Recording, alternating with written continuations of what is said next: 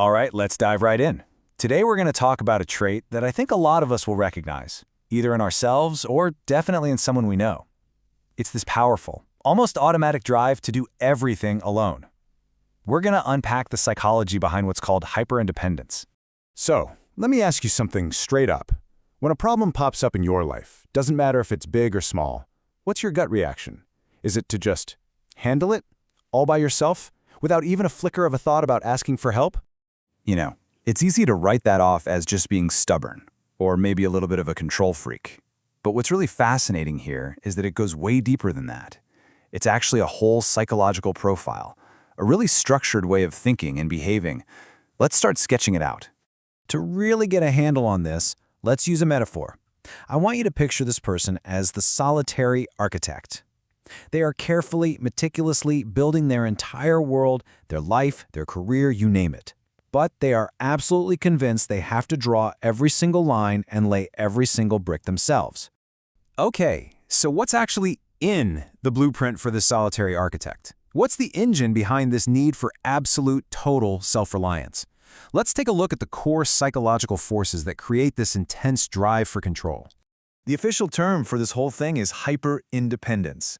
And the key here is that it's a powerful, and this is important, often unconscious drive to deal with everything without any outside help.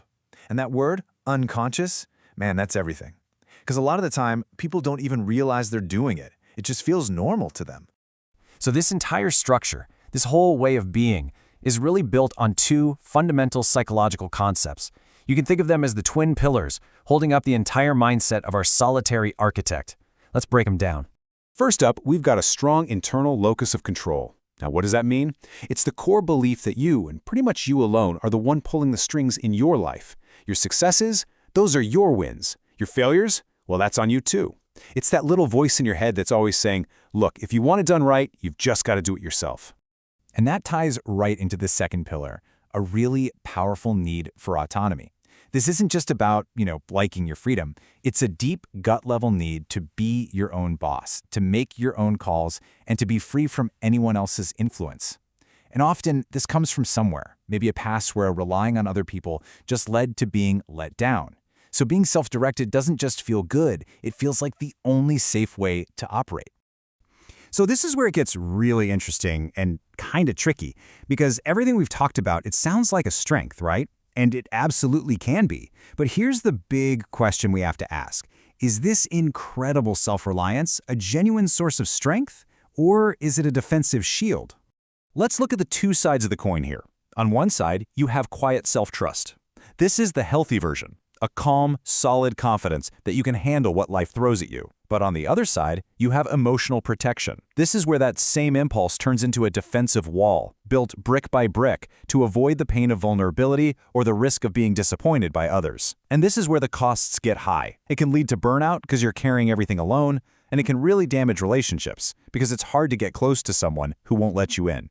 So, bringing our metaphor back home, the exact same drive that can build this incredible foundation of resilience and strength can also, if you're not careful, build a lonely fortress of isolation. And the line between those two, well, it can be razor thin. All right, so what do we do with all this? Now that we understand the mechanics a bit better, we can start to take a look at our own psychological blueprints. We can really start to question what's driving our own need for independence. And here's the bottom line, the main takeaway from all of this.